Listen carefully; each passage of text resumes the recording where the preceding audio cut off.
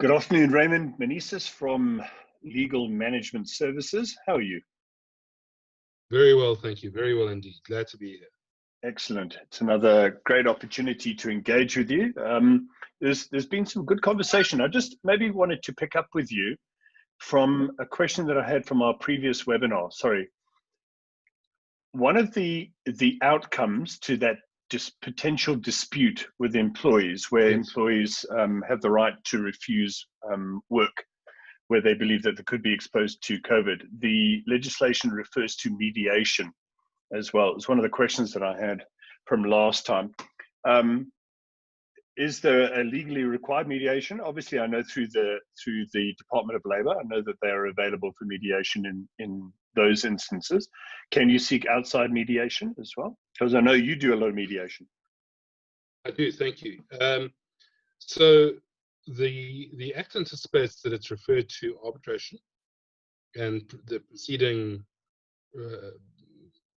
process before the arbitration is conciliation, which is conducted by the CTMA. But the provision also anticipates that the parties should seek to resolve the matter internally first. And a very good way of doing that is through mediation. Absolutely, there's scope for mediated solutions in these circumstances. And the benefit of a private mediation is that it's immediate. You can get it done that morning, that afternoon, that day. Yeah. Because otherwise, there's a risk if one guy says I'm not prepared to work, other employees might down tools, and then you've got potential of unprotected industrial action, and there's a debate about whether it is in fact unprotected industrial action, and you can have a closure which is going to cost money. So absolutely, mediation is a very effective way of resolving the impasse. Excellent. Thanks. That's a great response.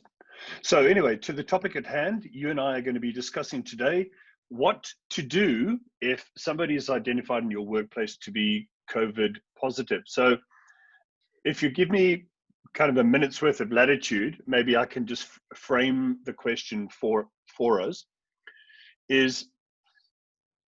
I believe that an emergency plan is going to be hampered if you haven't had an effective plan in place, an effective mitigation strategy. So if you haven't been tracking and tracing, if you haven't had the various different controls in place, if you haven't had your employees where possible working in clusters, the enactment of any emergency plan to deal with individual or multiple infections in the workplace is going to be very difficult to deploy. So I think before we respond to what should be done in the event of an emergency or a COVID positive case, we have to amplify the fact that without those precursor conditions and mitigation strategies in place, what we're going to mention this afternoon can be very difficult to deploy. Absolutely right.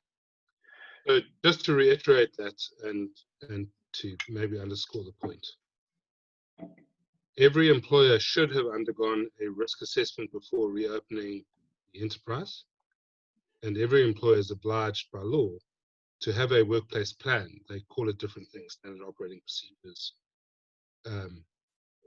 risk plan, but effectively a plan that outlines all the strategies of that business in relation to how it's going to effectively implement social distancing, sanitation, and protocols. So in the discussion you and I are going to have now, we're going to assume that all of those things are in place. Absolutely. If those things are not in place, the problem is greater than the person who's infected. Yeah, absolutely. So let's play it through. An employee is identified as being COVID positive within the workplace. So let's maybe play a scenario through. The person came to work, was exhibiting some form of symptoms, was unaware, they had a slight fever, etc. So the person's now come in through your gate or has been working there for a while, but then is seen to have some symptoms. One day when he pitches up to work, he's sent away for a test and he is identified as being COVID positive. What next?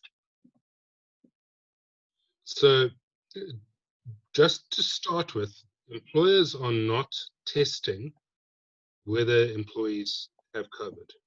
Absolutely. They're simply assessing whether they're symptomatic, potentially symptomatic, and that's, as you pointed out, identified with a fever, dry cough, and other indicators. So once a person is symptomatic, whether they arrive at work and they're symptomatic, or the symptoms develop during the course of the day, the same protocols apply. The person, if they've just arrived, is not permitted to enter the workplace or to commence working. If they're already working, they are to immediately be isolated, which means that they're taken away, given a surgical mask, Correct. Asked to not have contact with anybody, and let's say it was a fever, they will then be reassessed, say 10-15 minutes, and then again potentially, just to see whether in fact this was a fluctuation in temperature not ascribable to a fever. So the critical thing is that they should be isolated, and there should be a designated area where they're taken to, where everybody knows that's where you go while you wait for the second screening. They should also be counseled. They should be told, look, absolutely, you're going to go to the second screening. This is the process. It can be traumatic. It can be traumatic, and you don't want the employee to panic, potentially have some kind of panic attack, or escalated blood pressure, start exhibiting additional medical symptoms that you now have to weed out, apart from the fact that it's not a good thing to do to your employees. But you don't want to have complications. You want to keep the thing simple. So you counsel, you tell them exactly what's going to happen, exactly what the protocol is. They should already have been educated and informed on this, because part of every workplace plan is a detailed education process and regular reminders to all employees of what the protocols are, what the processes are. Sure. So this should not come as a surprise to them at all. Correct. Also, and this appears further on in the regulations, the employer is obliged to take appropriate measures to ensure that an employee is not discriminated against. Because the disease is potentially deadly, there is a risk that an employee who's exhibiting symptoms may be abused by colleagues. And it's important that the employer takes appropriate measures to ensure that doesn't happen, even in the screening process. So sure. there's that. So they're isolated and they're given a surgical mask. One of the potential shortcomings of the new direction is that whilst a cloth mask is fine, a surgical mask is not. You've presented on the different forms of masks, N95 and others, and you've explained what a surgical mask is. But there are, certainly in terms of the regulations, there isn't a standard. So I would be interested to hear what you would have to say on what, in your view, constitutes a surgical mask that complies with these regulations. Sure. Well, one of the interesting points is I note one of the first directives that came out from the Department of Labor said that when the person is isolated, they should be given an FFP1 mask. Now, remember, we've already spoken about FFP1, FFP2, FFP3, and I thought, well, that's quite interesting. Put it this way, I would definitely advocate for an FFP1 mask over a cloth mask any day, because it has some form of testing that is performed. My suggestion to any workplace would be that the employer provide an FFP2 or a K95 mask to the employee until such time as they can be taken away for testing, etc. But while you were talking about that, we need to take cognizance of the following, that the place where they are isolated is then going to be a focus point for your sanitizing when you're cleaning up. And also there would be imperative for the employer, because you've got a potentially COVID positive person within that environment, to ensure that there is suitable ventilation, etc. There's a whole load of things that now need to be considered in terms of the isolation venue for this person. It shouldn't be a a closed up area that multiple people have then, so it shouldn't be in a passageway that people are walking past. It should be, as the term goes, some form of isolated area. Yeah, absolutely right. Because the very next thing you have to do once the employee departs, not departs, Oh, yes, not that departure. leaves the premises, is the area has to be disinfected. So you want to keep that area as small as possible. And you also have to clear or disinfect the employee's workstation if the employee went to the workstation. Yeah.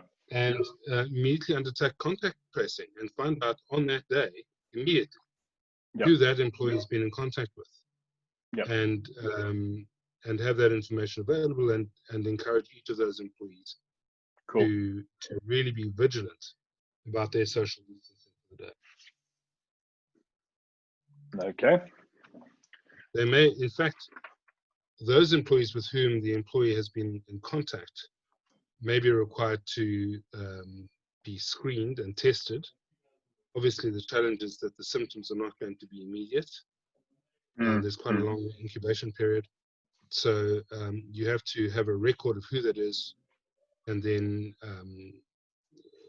engage in appropriate testing a little further down the line, and keep an eye on them in case they become symptomatic. Sure. So let's just talk that for a while. You've identified a person who's exhibiting symptoms. The scenario that we've played through, you're not 100% certain that the person is COVID positive. They are exhibiting symptoms, etc. Now, we've sent them away. We're already sanitizing that immediate area, sanitizing their workspace. Now, the confirmation report comes back from the healthcare provider, the hospital, the laboratory. It's now confirmed that the person is COVID positive. Now there's a whole load of communication criteria that need to kick in. The NCID, Department of Health, Department of Labor, all of these various government resources now need to be pulled in. It's mandatory to contact the NRCD and the Department of Labor, or Employment and Labor as it's now called, and the Department of Health, and report it and say we've had this person. A representative of the Department of Labor or Department of Health is likely to then approach the employer in the next few days to conduct contact tracing. So that's the theory. We'll see how it works out in practice. Sure. So now, and this is a discussion that you and I have had at length, this now needs to be reported to the Department of Labor. This is potentially a reportable incident under Section 25 of the Occupational Health and Safety Act. It's a diagnosed case by a medical practitioner. You've now got to initiate a potential COID claim. Now, to elaborate on that, I would like to say that the employer has the right, they cannot repudiate the claim, but they have to then submit associated evidence if they believe that the COVID infection didn't take place in the workplace. Because we've already spoken about that causation, being able to identify causation in my mind is literally impossible. Yeah, well, it's interesting that the way that the direction that was issued on the 4th of June deals with this says, if there is evidence that the worker contracted COVID-19 arising out of and in course of employment, they must lodge a claim. So it appears that at the very least, before you can lodge a claim, before a claim is required to be lodged, there must be evidence that the contraction took place at work. Yes, but I mean, so, therein lies the quandary. There is the quandary, but it seems to me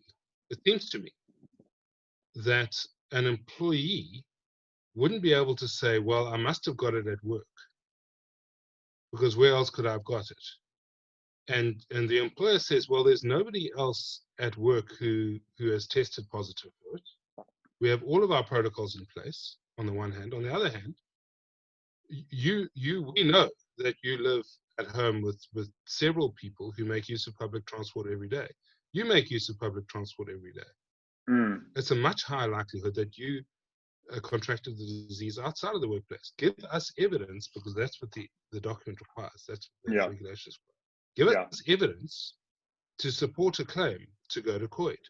Now, bearing in mind, as you correctly point out, you're 100% correct, the employer isn't empowered to repudiate any claim, occupational health claim, on behalf of COID. We just don't have that right. But it does appear in terms of the regulations that the employer is only obliged to report it as a COVID claim if there's evidence that the worker contracted the disease. Yeah. So the investigation has to kick in. And here, obviously, this is where the health and safety professionals, consultants, or whoever they're dealing with at work, then need to initiate an investigation, identify if there have been other people at work, who they've come into contact with, etc., and also the effectiveness of the controls. So that would all be additional evidence that could be submitted by the employer to bolster their case if they felt that it wasn't contracted at work. Yeah.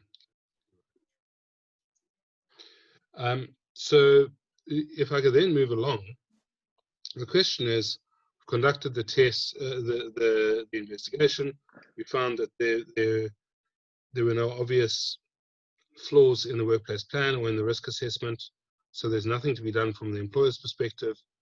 Obviously, if there are flaws, then we need to address those flaws. But assuming that there aren't any, when can an employee who's been diagnosed as COVID positive return to work?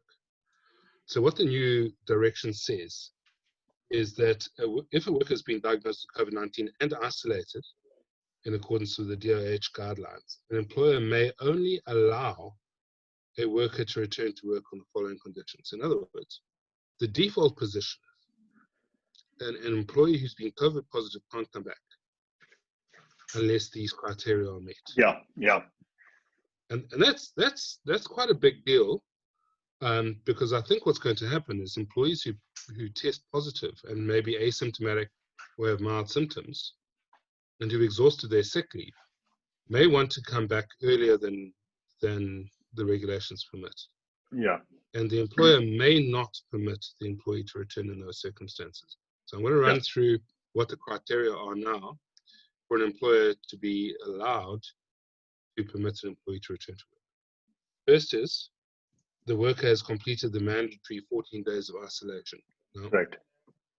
Those 14 days aren't dealt with in the regulations or in the direction, but they're dealt with elsewhere in the NICD and in previous statements released by the Department of Health. The 14 days refers to the day on which an employee became symptomatic, if it's a mild case, or if the employee had a severe case and received therapeutic oxygen as part of the treatment process, 14 days from the last day on which therapeutic oxygen was administered. So a ventilator. Ventilator, exactly right. So it does require quite a high degree of engagement between the employer and the employee to assess what they're dealing with. And in my view, the safest route would always be to get a medical certificate from a medical practitioner to say, this was a moderate case, this was a severe case, this is the date on which the person was symptomatic, this is the date on which the person last received ventilation, and they're clear to go back to work. Sure. Which takes us to point 2. Secondly, the worker has undergone a medical evaluation confirming fitness to work if their worker had moderate or severe illness. Sure. That's not if they were asymptomatic or mild symptoms, but severe. So they obviously didn't end up on a ventilator. Correct.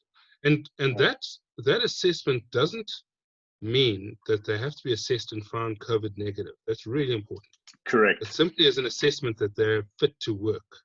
Yeah. The third one is that an employer must ensure that personal hygiene, wearing of masks, social distancing, and cough etiquette is strictly adhered to by the worker. Yes. And like that's difficult because how does an employer ensure that an employee coughs correctly? All you can do is educate and inform, Yeah, and then take appropriate measures if they don't. yeah. My Means that there concern, has to be a degree of supervision yeah, my there. Yes? concern here would be the stigmatization of the person returning to work, albeit not symptomatic, still possibly. Well, that's where the argument, and I think that's where the occupational health practitioners need to jump in, is are they still infectious? Because I don't think that they would have allowed them back. They might still be wrestling with the disease, but perhaps they're not infectious after that particular time period. And one would assume that the directive was based on sound occupational health principles. But again, Yeah. this is another key point that an employer would need to educate employees on. Otherwise, people who are returning to work who have been COVID positive are going to be pariahs. Yeah, exactly right. So if you look at the Annexure A, the direction, there's a list of links, which are very good actually. It's a great resource to the Department of Health, to NICB, World Health Organization, and others on how to actually do this stuff and the considerations that apply. So it does appear that the Department of Employment and Labour has done a fairly detailed job on setting out what the criteria are to minimize risk. And then finally, 28.5 says the worker must wear a surgical mask for 21 days from the date of diagnosis, which is a departure, incidentally, from all the other protocols, where it's 14 days from the symptomatic or from therapeutic oxygen. This seems to be a bit of a random, I'm not sure where it came from, a bit of a random requirement. But I think what it is a practical solution, because the primary function of the mask is to prevent spread from the sick employee to anybody else. Correct.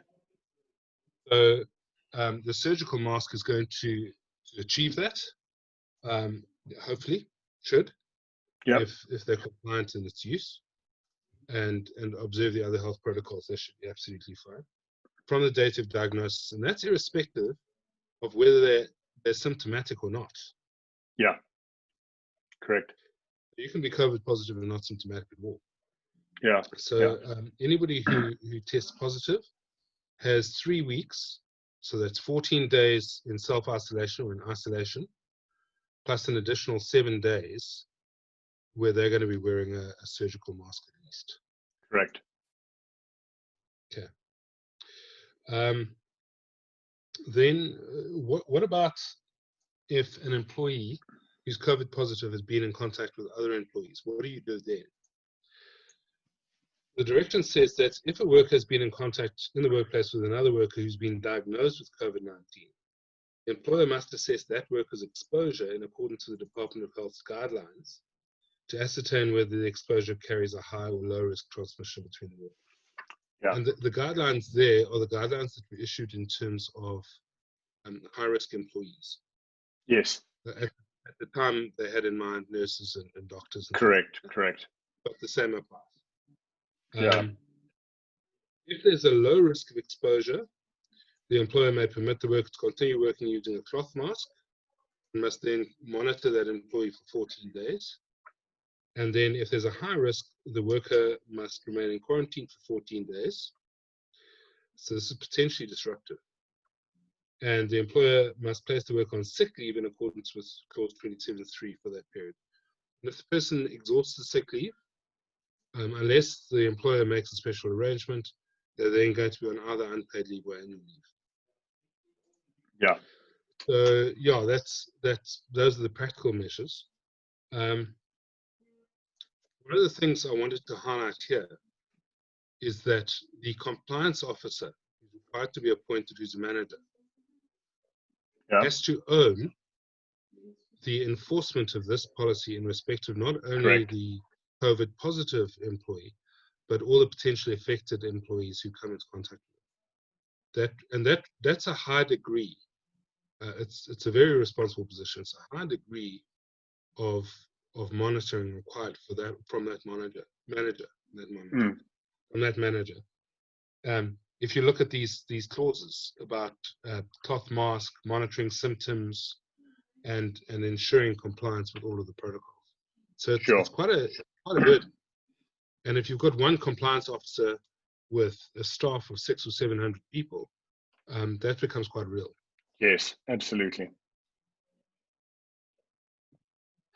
So do you have any other questions on that? That's pretty much as I had in mind. Yeah.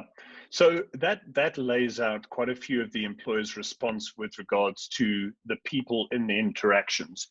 I think something else that would be worth discussion as well is what the employer's response has to be within the workplace in terms of sanitizing. Now, some organizations have gone to lengths to bring in foggers and etc.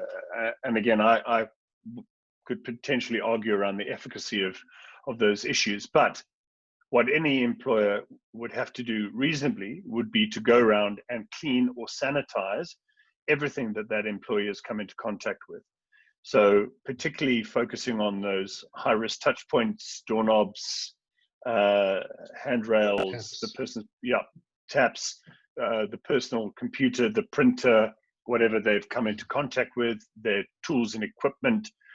And that in itself, it's easy to outwork that within an administrative area or within a factory, relatively easy. But when you start looking at construction sites or mines or those kind of things, we're now breeding into a whole lot of complexity and interaction of people. I mean, I've heard a lot. I sit on a couple of other professional groups where the guys are going, well, you can't sanitize a pick handle. You know, how are you going to clean something like this that is now going handed in between workers? So generally what we've spoken about there is a piece of tool and equipment is issued to somebody, they can clean it, they use it, they obviously sanitize during the course of their work. It's then handed back to the storeman who then cleans it more comprehensively at the end of the day. So I think employers need to consider that strategy around how they're going to be able to clean up. Now also that if the Department of Labor is going to then get involved in the investigation, they're going to want the employer to submit suitable evidence to them for them to be able to resume operations. Has the area in fact been sanitized? And I think retaining suitable records of having your cleaning company come in and sanitize and clean, because obviously for a lot of operations, they want to focus on cleaning it as quickly as possible and making sure that it's safe for their remaining employees so that they can resume work as soon as possible due to the massive costs of what one of these shutdowns can cost. I mean, I look at some of the retail stores that were closed down in Belito over the past couple of months. I mean, business closure for them must have cost hundreds of thousands of rands.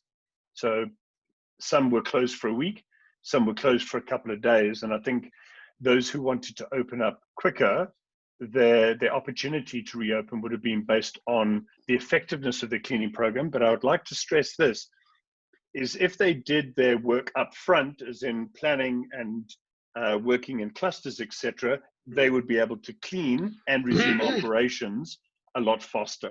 So that's why, we focus on making sure that the suitable mitigation controls are in place to be able to deploy this plan.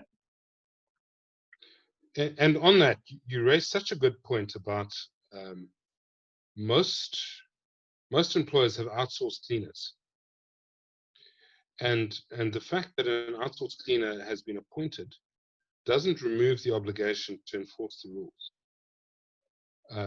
You're still responsible to ensure it's done.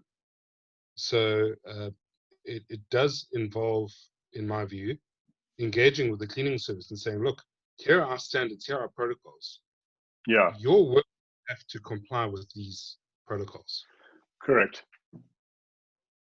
Because it's your work environment. Yeah. So yeah, Ray, I think that's been a very helpful discussion. What I'm going to do is obviously we'll package this, we'll get it out onto our social media, and anybody who's listening in on this, if you have any questions, contact us directly. We'll put Raymond's contact details into the YouTube clip and into our social media. If you've got any questions you'd like to ask myself or Raymond, please feel free. Challenge us on our thinking. We're always here to learn and everything that we share is for the betterment of the general community that is out there. So stay safe, Raymond. Thank you again for your time. And we are meeting again together next week, probably Wednesday or Thursday afternoon, and we'll confirm the topic. Excellent. Look forward to it. Thanks again, Ray. Cheers, Cheers, man.